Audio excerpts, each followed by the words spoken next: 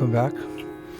Namo Om Vishnupadaya Krishna Prishtaya Bhutale Srimati Bhaktivedanta Swaminiti Namane Namaste Saraswati Deve Gauravani Pacharine Nivishesha Shunyavadi Pashtata Deshatarine. I came across a very beautiful poem written by Suradas, a famous Vaishnava poet from several centuries ago, glorifying the spiritual master. He writes, I offer my obeisances to my spiritual master, who gave me beautiful kantimala, effulgent tilak, the beautiful form of a devotee, and who offered me his shelter. In one of his hands he is holding my hand, and with his other hand he is holding the lamp of knowledge, which helps one to cross over the dark ocean of the material world.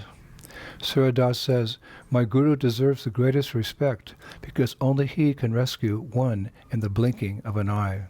I bow down to him again and again. All glories to Prabhupada. So for the next 7 days, coming up to Gaur Purnima, we're going to have a 7-part seminar on Lord Chaitanya's very famous journey to Vrindavan.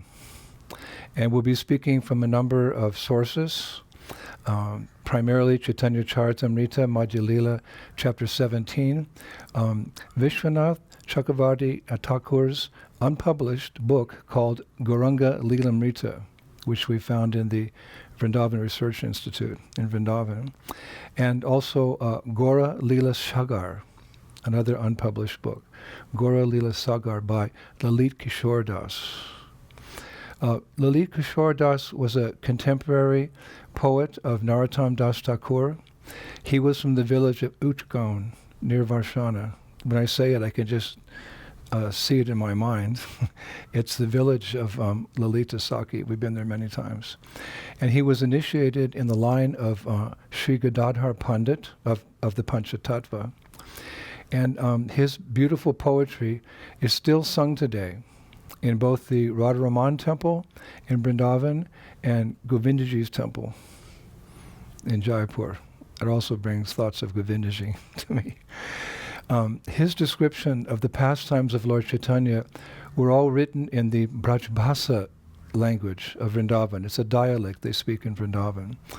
An indirect result of this was, unfortunately, that his poetry was not widely read during his lifetime because, as we know, most of Mahaprabhu's followers at that time were, in the time of Mahaprabhu, were Bengali and were not so conversant with the Brajbhasa dialect.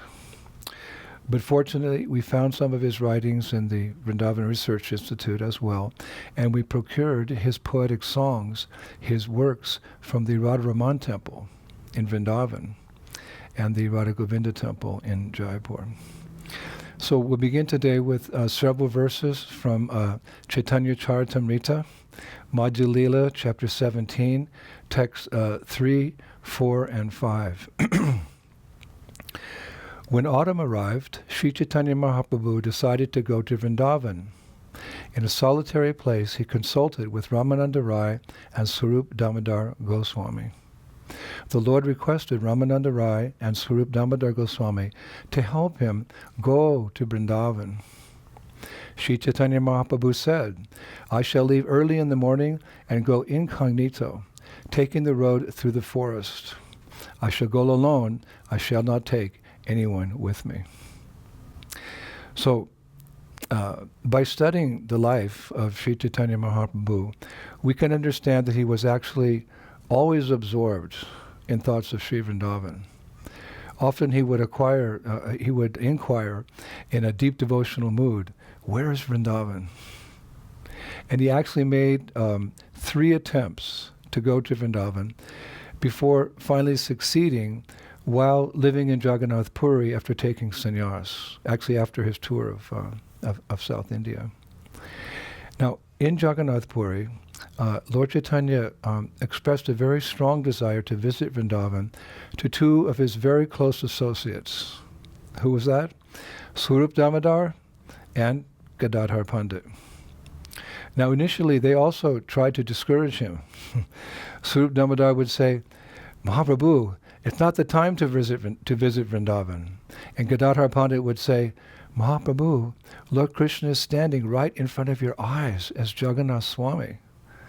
And please consider that there's no difference between Vrindavan and Nilachala. Nilachala is another way of saying Jagannath Puri.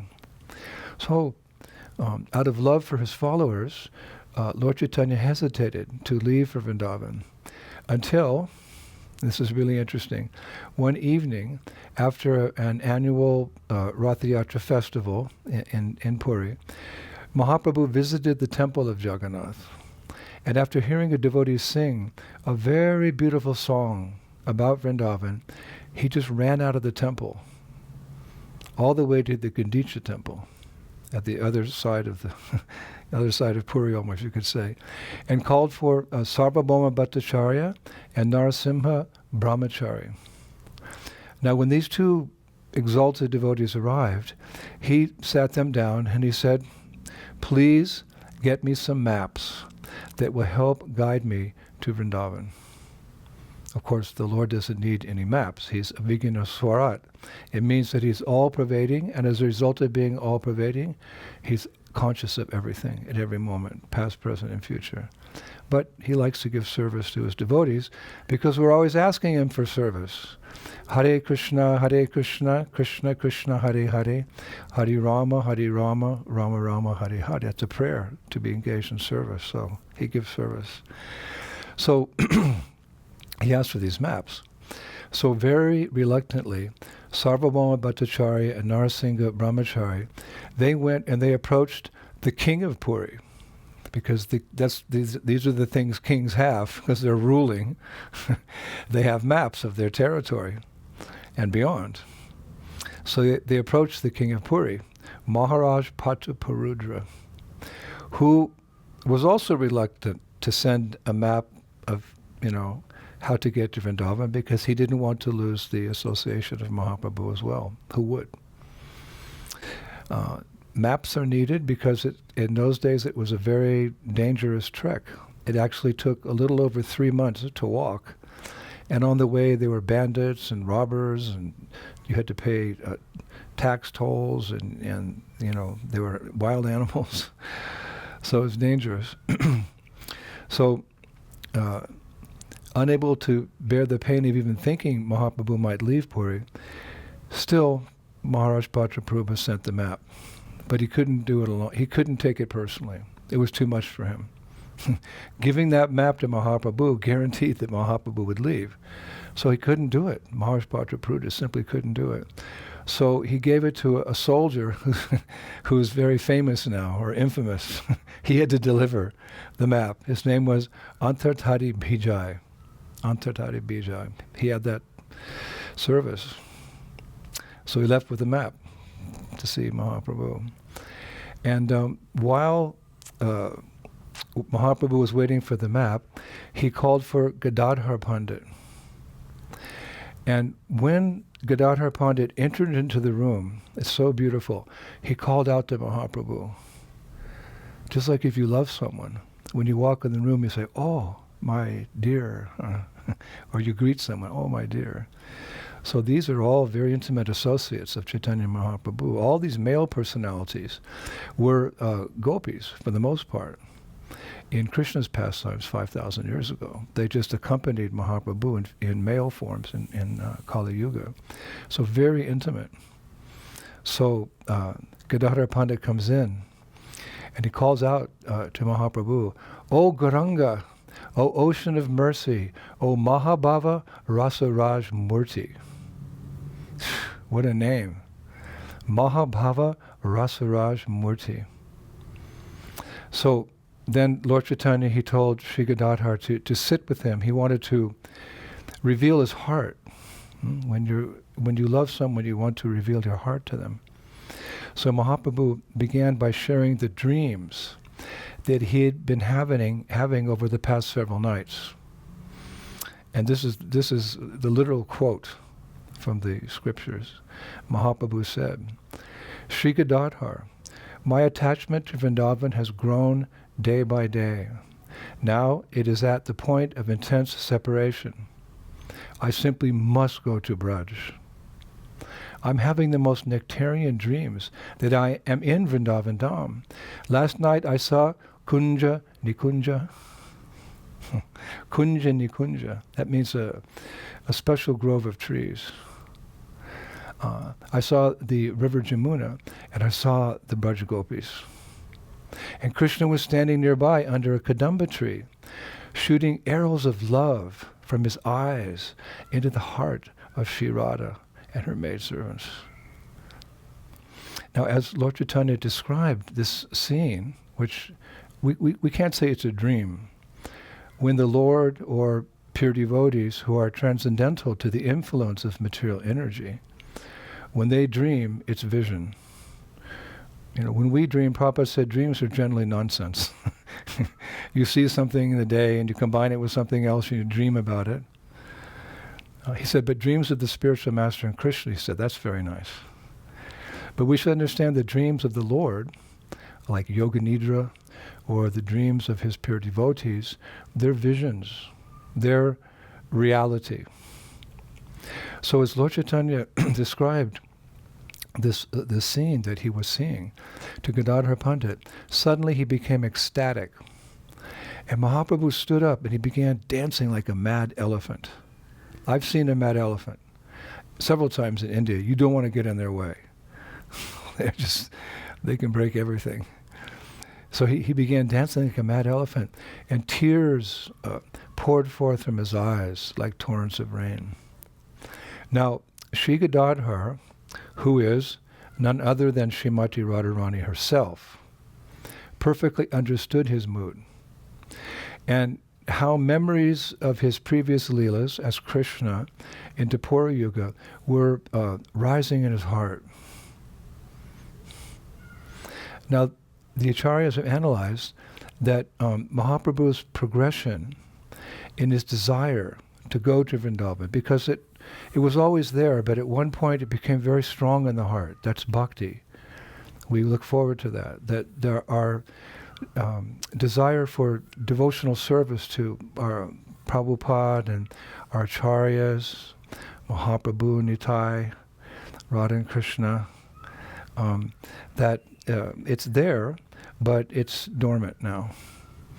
And it can be awoken, or it can rise up like a seed develops, and then it grows into a plant, and then it produces flowers and fruits. So our bhakti can grow like that if we water it under the instruction of the spiritual master to chant Hare Krishna, Krishna Krishna, Hare Hare, Hare Rama, Rama Rama. You can feel it growing in your heart. You love the Vaishnavas, you love the Guru, and you love the Lord. All are important. So the Acharyas have analyzed Mahaprabhu's progression in his bhakti. Of course, his bhakti is always there, but for pastime's sake, it's manifesting like this. The progression of his desire to go to Vrindavan. So the progression is as follows. It's called, the first point in his progression was called yoga, which means attachment. The second stage of his progression in wanting to go to Vrindavan is called viyoga, or separation. And the third stage is called samyoga, or meeting. And these three things, it's a little technical, but attachment, then separation, and then again meeting. What does it do? It manifests vipralamba. Vipralamba is the intense pain of love and separation. So how did that all happen? Our Acharyas actually described these three stages that Mahaprabhu went through. To begin with, the song that he was hearing in the Vrindavan temple, you remember? He heard in the Jagannath temple about Vrindavan. That worked as yoga. That song that he heard about Vrindavan acted as yoga, awakening an attachment to Vrindavan. Just like we also get attached to Vrindavan just hearing about it. But unable to see Vrindavan with his own eyes caused him to feel viyoga, or separation from Krishna and Vrindavan. Then the darshan of Vrindavan in his dreams, remember he saw the divine couple and so forth and their assistants, that worked as samyoga. And that samyoga progressively erupted into vipalamba bhav, or intense separation, causing him to blurt out to Shri Gadadhar, now I am going to Vrindavan. A nice analysis. One time Prabhupada said Krishna consciousness is scientific. So those stages he went through. And now, nothing's going to stop him. So after revealing his heart to Shri Gadadhar, Mahaprabhu thought to himself as follows. No one can enter Shri Brajabhumi without the express blessings of the Queen of Vrindavan, Vrindavaneshwari, Srimati Radharani. So with that understanding, Mahaprabhu folded his hands and he turned towards Gadadhar Pandit for permission to leave to Vrindavan. How is that? Well, we explained a little earlier. Because in Caitanya Lila, Shri Gadadhar Pandit of the Panchatattva is Shri Radhika herself. In the Gaur Gonadesha Dipika, verses 147 through 153, it's stated, and I quote, the pleasure potency of Sri Krishna, formerly known as Vrindavan Ishwari, Srimati Radharani, is now personified in the form of Sri Gadadhar Pandit in the pastimes of Sri Chaitanya Mahaprabhu. So it's for that reason that Mahaprabhu requested Gadadhar Pandit in permission to go to Braj, because you can't go there unless you get Radharani's blessings. Now in his Stavavali, we find Raghunath Das Goswami's Sri Sankalpa Prakash Stotra. Sri Sankalpa Prakash Stotra, wherein he writes, it's very beautiful, quote, without worshipping the pollen of Sri Radha's lotus feet, without taking shelter of Vrindavan, which bears her footprints, and without respectfully greeting the great souls whose hearts are filled with deep love for her, how will one be able to plunge into the nectar ocean of love for Lord Krishna? We approach Krishna through Radha. Why? Because she's the best lover of Krishna. If you want to know someone, then, you know, it's easier to come close to the person who's close to the person you want to know, and then it'll become easier.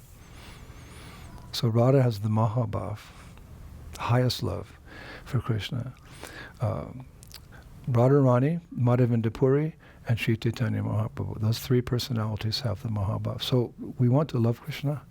So we beg those three personalities to please introduce us to Krishna. One time Prabhupada said about Radharani, I think he was lecturing on her appearance day one year, and he said that Srimati Radharani is so compassionate that she takes pleasure 10,000 times more than she would be, how do we say, she takes pleasure 10,000 times more by engaging another gopi in Krishna's service than she doing that service herself. That's her compassion. And Prabhupada said one time that when Radharani sees an aspiring devotee here on the earth planet who wants to become Krishna conscious, perhaps someone has just walked into the temple and is saying, yeah, this is nice, I'd like to be part of this movement. Then Shri Radha goes to Krishna and says, Krishna, you see, there's that nice boy, there's that nice girl, please accept them in your service. She's so compassionate. So Gadadhar Pandit played an important role in Mahaprabhu's pastimes. Actually, Mahaprabhu, I was reading, he gave Sri Gadadhar Pandit three essential services in his mission.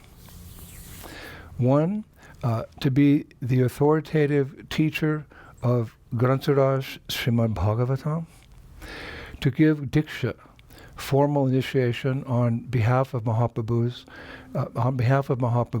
to devotees aspiring on the path of pure devotion, and to worship the deity of Sri Gopinath, Tota Gopinath, along with his eternal consort, Sri Radha and Jagannath Puri.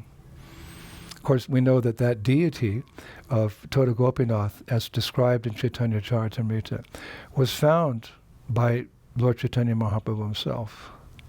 But later he entrusted the service of Tota Gopinath to Gadadhar Pandit.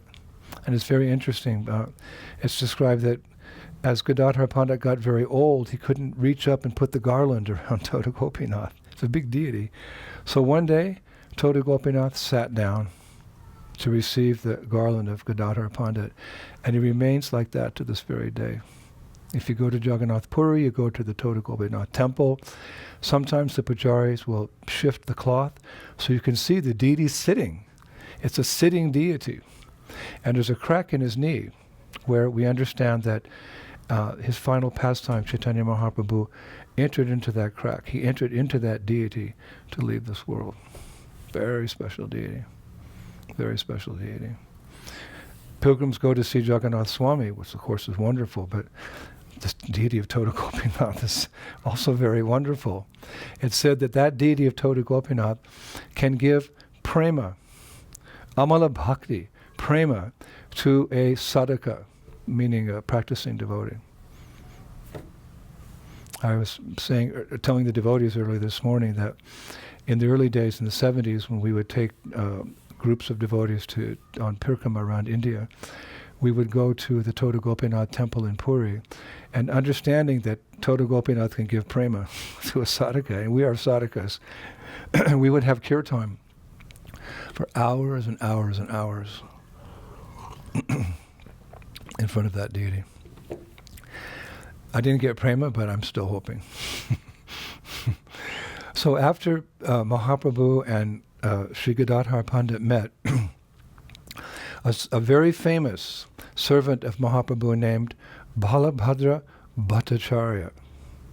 Just like when we say the names of Krishna, our hearts become purified.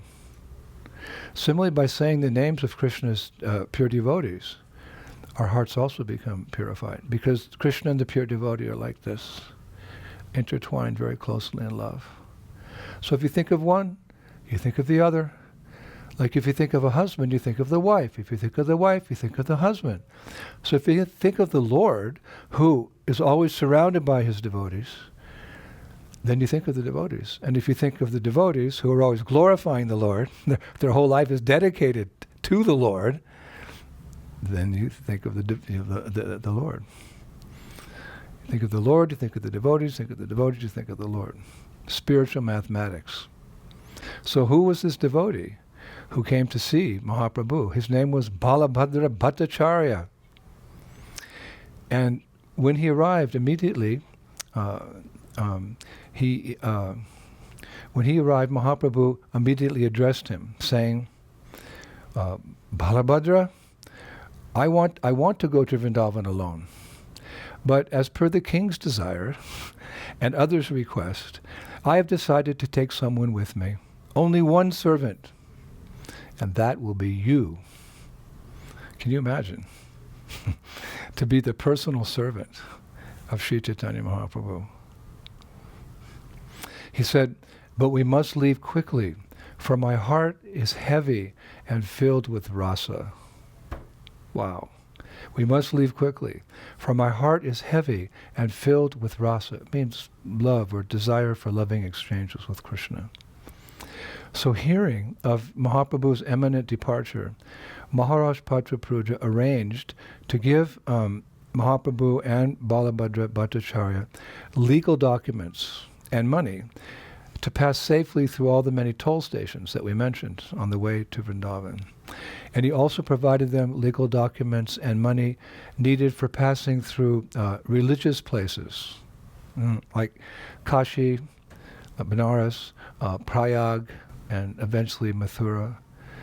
All these legal documents and monies were needed because at that time the Mughals were ruling India, and one way they'd get money is they'd tax all the pilgrims, the Vaishnavas, when they went to holy places. They made lots of money because Vaishnavas like to go to holy places. So you needed legal documents, you needed money, etc. So Maharaj Patrapruja arranged that, and it was all given to Balabhadra Bhattacharya. Because of course, Chaitanya Mahaprabhu, he was a renunciate. And what's more, he was fully immersed in transcendental affairs, like chanting, dancing, feasting, and glorifying the Supreme Lord. That's the business of a sannyasi. Not a business, it's his pleasure. Mahaprabhu was totally disconnected from this world. He was just thinking of Braj and getting to Braj. So all this practical affairs was done by Balabhadra Bhattacharya.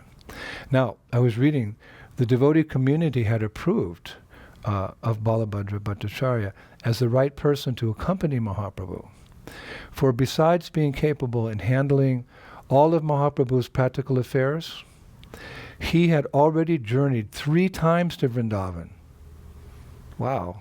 He up and back from Puri to Vrindavan and back 3 times. Also, he was famous for knowing which way to go, for finding directions, simply by looking at the sun or the moon's shadow on water bodies. Whoa. He could know which direction to go by looking at the sun or the moon's shadows on bodies of water. That's an art that's been lost in time. So, on the day of their departure, Mahaprabhu embraced Sri Gadadhar Pandit. And because his entire body was smeared with sandalwood paste, he left his bodily impression on Gadadhar Pandit. Just imagine, Mahaprabhu's, his devotees put this cooling sandalwood paste on, and then he embraces Gadadhar Pandit, and on the body of Gadadhar Pandit is the form of Chaitanya Mahaprabhu. And as they turned to leave, Mahaprabhu was walking barefoot, as Balabhadra Bhattacharya followed behind, holding Mahaprabhu's only possession, which was what? His kamandalo, his water pot. So the poet, one of the persons whom we're getting this information from, Lalit Kishore, he concludes in a very beautiful way, and we'll finish today. We have 6 more days. He concludes so beautifully. Quote, "May my heart sing the glories of Sri Mahaprabhu, which are not revealed even in the Vedas. Such glories are hidden in the hearts of Rasik devotees and revealed in the hearts of all sincere devotees who hear them. I offer my respects to my Guru, who is the source of all devotional arts and who is full of love for Sri Gaurahari. I pay my respects to Swarup Damodar and Ramananda Rai, who are the bees that drink the nectar of the lotus face of Sri Mahaprabhu at every moment. Sri Nadia Rasik, Sri Chaitanya Mahaprabhu, had the desire to go to Vrindavan and behold the beauty of the groves of that transcendental abode, along with the beautiful Jamuna River, the great Govardhan Hill, and the 12 green forests of Sri Vrindavan Dham, as well as Brajrenu, the dust of Sri Vrindavan Dham." Hare Krishna, Gurus. Thank you so much. That's the first in a series of lectures about Mahaprabhu's journey to Vrindavan. We have a lot of territory to cover. It's a long journey, but there's a lot of nectar along the way. So please stay with us every day for the next 7 days. So not Tuesdays and Fridays like our Vrindavan series. It's going to be every day up until Gaur Purnima. Thank you so much for being with us. Shri Shri Gaur Nitai ki, Shri Mayapur Dham ki, Vrindavan Dham ki, Gok Prem Dan Harinam Sankirtanya ki. Jai Jai Sri Radhe Sham. Hare Krishna.